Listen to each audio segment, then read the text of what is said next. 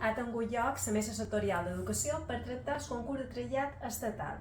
De cara en el proper curs, la Conselleria d'Educació crearà places perfilades, d'anglès o de francès.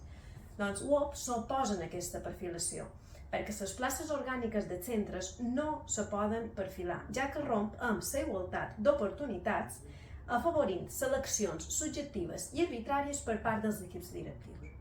Podem veure que, com a novetat, en el barem presentat tenir el C1 o el C2 te pot donar fins a 4 punts. Com pot puntuar tant si per obtenir aquesta acreditació no hi poden accedir tots els docents? Per què la Conselleria no es planteja donar, per exemple, punts al ser coordinador TIC?